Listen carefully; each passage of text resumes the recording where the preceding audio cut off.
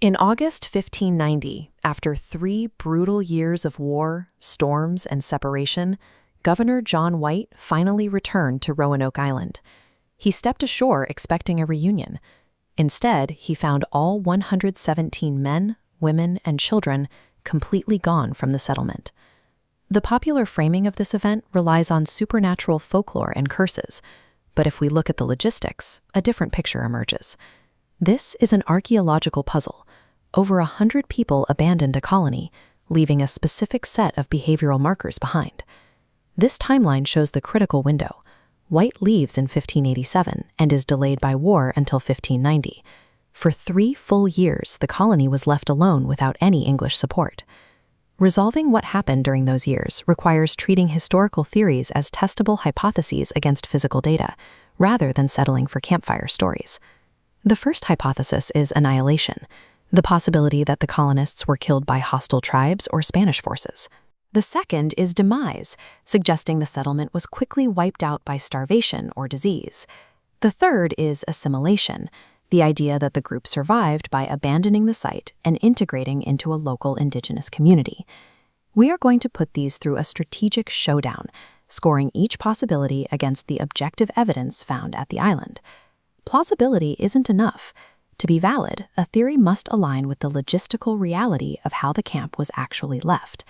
This leaves a choice between a comfortable cultural myth and a highly probable, evidence-backed reality.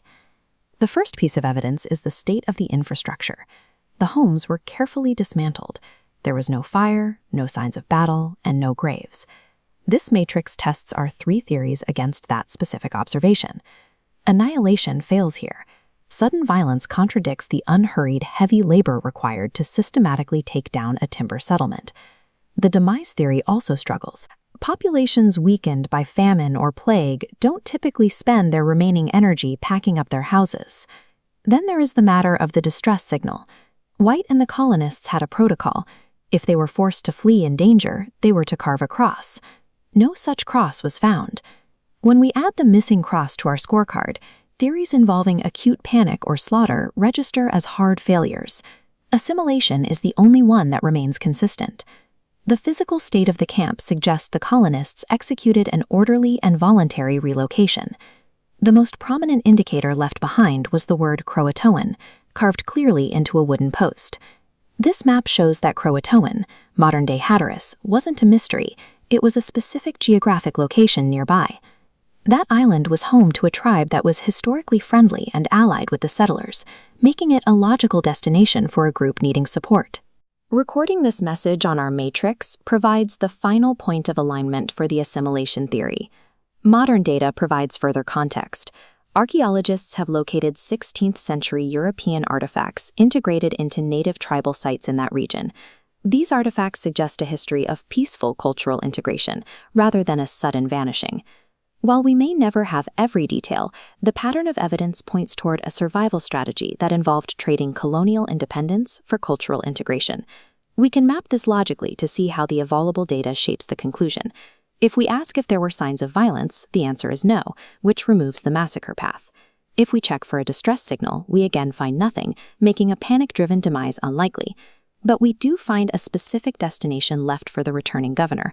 This path leads to an outcome that is consistent with every physical fact at the site, a planned relocation. Using an objective methodology doesn't just clear away the folklore, it provides a firm resolution that fits the logistical reality. This presents an intellectual trade-off. Maintaining the legend of a ghost colony requires us to ignore the physical state of the settlement. The reality is likely less cinematic, a struggling business venture making a pragmatic choice to survive. Over time, the physical remnants of the struggling English group simply merged completely into the surrounding natural environment. They chose the safety of a local indigenous network over the isolation of their original fort. The colonists weren't lost to a mystery. They simply made a calculated decision to adapt and stay alive.